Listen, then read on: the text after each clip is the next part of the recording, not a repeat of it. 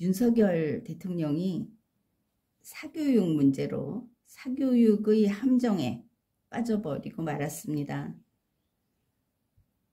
이 사교육 문제 어떻게 풀어야 할 것이고, 그리고 윤석열 대통령으로서는 어떤 해결책이 있을 것인가, 이런 이야기를 해보기로 합시다. 먼저 윤석열 대통령은 우선 시작한 게 이겁니다. 교과서 내에서 출제를 해야 한다, 이렇게 말을 했습니다. 그런데 이것은 우리가 간단히 정리를 할 수 있습니다. 교과서 내에서 시험을 출제한다는 것은 불가합니다. 이것은 이렇게 이해하면 되겠습니다. 우리가 수학을 공부할 때 먼저 공식을 배웁니다. 초보자들은 공식을 유도하는 것보다는 이게 기본적인 공식이다, 이렇게 배우고 충분히 이해를 한 다음에 그 공식을 유도하고 그 원리를 스스로 터득하고 거기에서 나아가서 새로운 공식에 도전을 할 수도 있는 겁니다. 여기에서 답이 나옵니다. 교과서는 무엇이냐? 교과서는 바로 공식에 해당하는 그런 겁니다. 교과서에는 바른 것만 들어있습니다. 틀린 거, 함정, 혼란스러운 거, 이런 게 있지 않고 이것이 옳다, 이것은 지켜야 한다, 이런 게 들어있습니다. 따라서 교과서 내에서 시험을 본다고 하면은 공식 암기 테스트에 불과한 겁니다. 지금은 그런 시대가 아니지 않습니까? 그래서 공식 암기 테스트는 필요 없다. 그러니 윤석열 대통령이 교과서 내에서 수능을 출제해야 한다고 한 것은 100% 틀렸다. 그러면 어째서 이런 일이 생겼는가?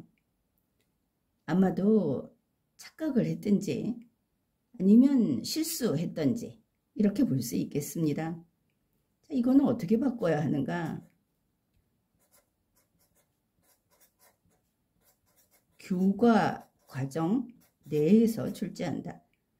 우리 많이 듣던 이야기 아닙니까? 수능은 교과 과정 내에서 출제를 해야지 어디 달나라에서 가져온 문제를 내서는 안 된다. 아주 구석에 숨어있는 예외에 해당하는 문제를 내서는 안 된다. 사실은 원칙론적인 이야기입니다. 새로울 것도 없습니다. 그런데 윤석열 대통령이 이것을 교과서 내라고 함으로써 이를 그르쳤고 여기에 비판이 빗발치듯 한 겁니다. 그래, 이 부분은 교육부 이주호 장관이 바로 잡았습니다. 교과과정 내다.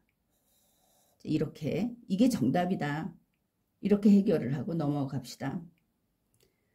그 다음에 두 번째, 이제 이런 이야기하고 연관성 상에서 윤석열 대통령이 킬러 문항 이야기를 했습니다. 참 별곳에도 다 킬러가 등장한다 싶은데 킬러 문항을 지적을 했습니다. 아주 분노하면서 펄펄 뛰면서. 그래, 처음에 킬러 문항을 지적한 그 자체에 대해서 또 표현에 문제가 있다 하지 않았습니까? 국어에 무슨 과학이 나오느냐, 이러고 또 어떤 원로가 나타나서 국어에 경제 문제가 나왔는데 경제학자인 나도 못 풀겠더라, 뭐 이런 이야기가 막 있었습니다. 그러면서 여기에 이어서 나온 게 킬러 문항, 이것 때문에 이제 사교육이 번성하고 이 사교육이 결국은 이권 카르텔이다, 뭐 카르텔까지 이야기를 했는데, 카르텔 하면은 이게 힘이 있는 게 되지 않겠습니까? 이권 카르텔이 어디까지 가느냐 그랬더니 이걸 교육부 공무원에게까지 바로 직결을 시켜버렸습니다. 직접 연결을 시킨 겁니다. 윤석열 대통령이. 이거 아주 큰 사고를 친 겁니다. 사교육이라고 하는 것도 우리나라에 있는 것이고 우리 국민들 대다수가 이 제도라면 제도, 민간 제도 이거를 이용하고 있고 크건 작건. 그런데 이거를 이권 카르텔이라고 이렇게 낙인을 찍어버리고 이권 카르텔이 정부, 교육부 공무원들까지 연결이 돼 있다. 이렇게 하면 결국 윤석열 정부가 부패했고 윤석열 정부의 그 공무원 집단이 범죄 집단이다. 이런 이야기를 대통령이 이야기를 한 게 돼버립니다. 크게 잘못한 겁니다. 여기에 대해서 따로 이야기를 해도 따로 논의를 해도 될 만큼 엄청난 일을 저질렀는데 알아서 해결하십시오. 이 부분은 시스템적으로 해결이 가능하고 윤석열 대통령이 잘 아는 분야이니까 이거 이렇게 가서는 안 되는 거다. 이렇게 이 정도로 넘어가겠습니다. 그런데 이제 이 킬러 문항 하면서 여기 이권 카르텔 이거는 카르텔이면은 사교육 분야와 정부 이 공무원 분야를 엮어 놓았는데 사교육 분야는 어디를 치고 나왔는가 하면은 일타 강사 또 어떤 큰 사교육 기관 이런 것들 그 다음에 고액 사교육 이런 것들을 이제 엮어서 일타 강사를 지적을 했습니다. 그러면은 이 킬러 문항부터 살펴보기로 하겠습니다. 우리가 그 킬러 문항이다. 여러분이 대통령이 하는 말이니까 킬러 문항 하면 그런 게 있나 보다. 진짜 그게 문제다. 이렇게 생각을 했을지 모르지만 이거는 뭐 굳이 이야기를 하자면 수능 세대 아니면 일반 학생부터 대부분 이 교육에 대한 상식이 있는 사람들의 선에서는 이게 무슨 소리지? 하는 그런 부분이 되는 겁니다. 킬러 문항이라고 하는 거는 학생을 이렇게 줄을 세웠을 때 상위 뭐 거의 사실은 점단일 텐데 상위 0.1%를 대상으로 하는 겁니다. 그러면 나머지 99.9%는 킬러 문항과 사실은 관계가 없습니다. 이 킬러 문항에 대해서 대비 안 합니다. 그렇게 99.9%가 킬러 문항 대비를 한다면 그 사람은 아마도 성적이 오히려 대단히 나쁠 겁니다. 거의 입시에 실패를 할 겁니다. 자, 이거를 어떻게 볼 수 있느냐? 킬러 문항을 풀어서 정답을 내는 사람이 있지 않습니까? 그러면 이 킬러 문항을 정답을 내는 사람은 나머지 지금 퍼센트로 따져서 이걸 사람으로도 봤지만 문제로도 봅시다. 문항수. 나머지 문항 전부 정답을 냅니다. 다시 말해서 킬러 문항을 푸는 사람은 만점자라는 뜻이 됩니다. 그러니 0.1% 만점자가 뭐 0.1% 만점자는 나오고 있지 않으니까 그래서 이게 킬러 문항이라는 걸 공격한다면 요 0.1%의 이익을 위해서 대통령이 나섰구나 이렇게 볼 수 있습니다. 최상위층 성적에서 최상위층 학생 그런 학생을 교육하는 초고급 사교육을 하는 사람들 이 사람들의 문제구나. 그렇다면 일타 강사는 너무나 대중적이어서 일타 강사인 이 사람과는 관계가 좀 멀겠구나. 이 정도는 지금도 그 느낌이 올 겁니다. 그런데 이제 이 부분에서 애초에 대상이 틀렸다 하는 것을 하나 알 수 있고, 또 하나는 이 킬러 문항이라고 하는 용어 자체의 문제입니다.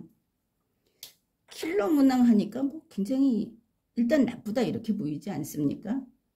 그러면 시험에서는 0.1% 내에서 변별력을 갖는 문항은 출제하지 않아야 하는가?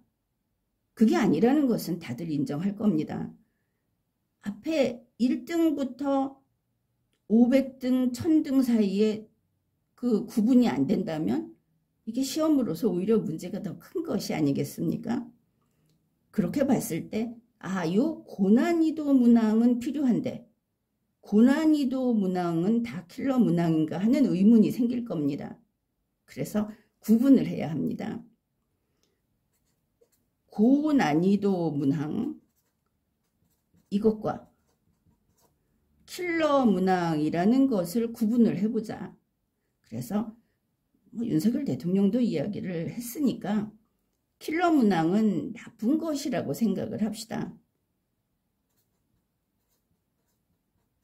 이거는 나쁜 것. 고난이도 문항은 필요한 것. 이렇게 구분을 하면 될 겁니다. 그러면 고난이도 문항은 정상적으로 필요하다. 요 비율만큼. 킬러 문항은 없애자. 좋습니다. 이렇게 갑시다. 그렇다면 여기에서 한 가지 이제 당장 해결해야 할 문제가 있습니다. 대통령이 킬러 문항을 없애라. 교과서 내에서 출제해라. 이건 뭐 좀 조정이 됐지만 이런 상황에서 하는 이야기가 물수능 이야기가 나오지 않습니까? 물수능은 시험 실패입니다. 그보다 더 심각한 것은 이번 2023년 수능에서 만점자가 속출한다고 하면 이건 재난입니다. 교육정책이 완전히 좌초되는 그런 문제가 생기는 겁니다. 개혁을 하겠다 하고 있는 야심만만한 교육부가. 그래서 이번 수능에서 만점자가 속출해서는 안 됩니다. 그러기 위해서 서둘러야 할 게 한 가지가 있습니다. 바로 나쁜 킬러 문항을 버리는 건 쉽습니다. 그러면 그 자리를 비워둘 것인가? 그게 아니라는 겁니다. 이 킬러 문항을 없애고 그 자리를 정상적인 고난이도 문항으로 채워 넣는 것. 이것이 바로 2023 수능의 당면 과제라는 것입니다. 과제가 하나 있습니다. 그 다음에 이제 이 억울하게 얻어맞고 있는 일타 강사들 이야기를 해보겠습니다. 자, 여기서 0.1%의 어려움을 킬러 문항이라는 것을 가지고 비판했다 이렇게 말을 했는데, 그러면은 이게 뭐냐? 윤석열 대통령이 말한 이 강조한 사교육 문제는 0.1%의 문제고, 이 사람들이 누굽니까? 소위 의대 가는 사람들, 돈 많은 사람들이 무슨 수를 써서라도 출세길인 거기다 자녀를 집어넣으려고 하는 그 사교육시키는 사람들의 고민을 해결해 준 거다. 이렇게 봐야 하는 겁니다. 그러면 이런 식의 사교육, 킬러 문항까지 풀어야 되고, 그리고 그런 걸 넘어서고자 하는, 그리고 고급 사교육을 시키는 사람들, 그들의 의식을 오히려 개혁해야 되는 거 아니겠습니까? 그런데 윤석열 대통령은 요 0.1%가 고민하는 문제를 척척게 없애자고 지금 했습니다. 결국 고난이도, 여기에 지금 구분을 안 하고 있기 때문에 고난이도 문항까지 킬러 문항에 묻혀서 같이 제거되는 0.1%가 쾌재를 부를 그런 이야기를 한 건데, 그러면 결과가 어떤가 봅시다. 고난이도 문항까지 킬러 문항으로 다 없애고 나면은 바로 0.1%만 혜택을 봅니다. 이들이 누굽니까? 돈 많은 소수, 특권층, 윤석열의 사교육 개혁은 이 특권층, 돈 많은 소수를 위한 개혁인가? 분명히 결과는 그쪽을 가리키고 있습니다. 그런데 0.1%를 위해서 이런 말을 하면서 실제로는 아주 대중에게 인기가 있는 일타 강사를 대표적으로 앞에 꺼내서 공격을 했습니다. 우리 이 대부분 99.9%가 이용하는 그 사교육은 이거는 사실 그렇게 변변찮은 게 대부분입니다. 이거를 우리가 민간 사교육 시장 질서, 그냥 질서라고 해봅시다. 이렇게 이야기를 했을 때 이들을 위해서 이들을 공격해버린 게 윤석열 대통령의 가장 큰 잘못이었다. 이것이 분명해집니다. 자, 대부분 학원 가는 애들이 뭐 준비합니까?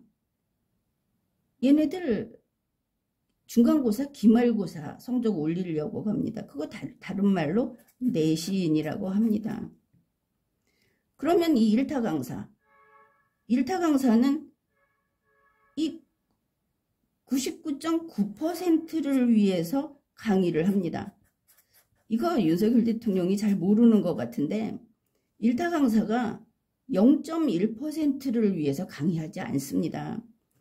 이렇게 많은 거의 대부분의 수험생을 위한 강의를 하기 때문에 그래서 수백억을 버는 겁니다. 0.1% 대상이면 수백억 벌지 못합니다. 이걸 하나 증명해 보겠습니다. 우리 리걸마인드 연구소,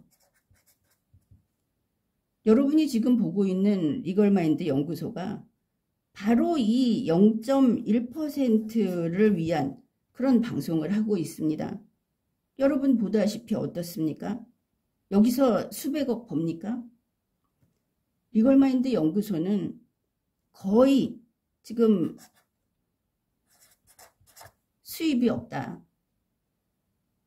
낙후돼 있다. 여기 아직도 문 안 닫았느냐 이런 소리를 듣고 있습니다. 이게 실증적으로 보여주는 겁니다. 시장경제라고 하는 것이 0.1%를 대상으로 하게 되면 망한다. 굶어 죽는다. 흥하려면 무슨 짓을 하든 99.9%를 위한 이 사람들을 대상으로 해야 영업이라는 것은 성공한다. 여러분이 보고 있지 않습니까? 아주 쉬운, 아마 다들 납득을 할 겁니다. 일타 강사는 죄가 없을 뿐 아니라 윤석열 대통령이 일타 강사를, 이 99.9%를 위한 일타 강사를 공격하면서 0.1%를 위한 개혁을 했다는, 본인이 이것까지 알고 있었다면 스스로 고개를 들지 못할 겁니다. 부끄러워서. 이것을 전체 정리를 한번 해보겠습니다. 윤석열 대통령이 이야기한 사교육 이권 카르텔의 문제, 아주 간단히 정리할 수 있습니다. 우선 킬러 문항 이야기를 했는데, 킬러 문항은 수능의 100%가 아니다. 킬러 문항은 얼마다? 0.1%다. 수능 개혁이 될 수 없을 거 아닙니까? 두 번째, 사교육을 그렇게 험악하게 사교육이 떼돈을 번다 이런 식으로 사교육을 공격을 했는데, 이 사교육 대부분은 수능, 모의고사 포함 수능 때문이 아닙니다. 대부분은 내신 때문에 갑니다. 따라서 이 내신을 중간고사 성적 좀 올리려는, 이 기말고사 성적 좀 올리려는 이 사교육은 킬러 문항하고 전혀 관계가 없습니다. 따라서 자, 모든 사교육은 수능이 100%가 아니다. 자, 이 두 가지 명제처럼 기억을 하면 되겠습니다. 사교육 중에 고액 사교육이 있지 않느냐? 물론 있습니다. 그러면 이 고액 사교육은 99.9%를 위한 것이냐? 그거 그렇지 않습니다. 좀 넓게 잡아서 상위 1%를 위한 거다. 결국 99%와는 관계없는 거다. 이것도 간단히 증명을 할 수 있습니다. 뉴스에서 이야기하듯이 한 번에 500만 원짜리 고액 사교육이 있다고 하지 않습니까? 한 번에 500만 원짜리 사교육 시키는 사람, 그 자녀가 서울대 가려고 하지 낙성대 가려고 하지 않는다. 이거는 우리 국민의 상식입니다.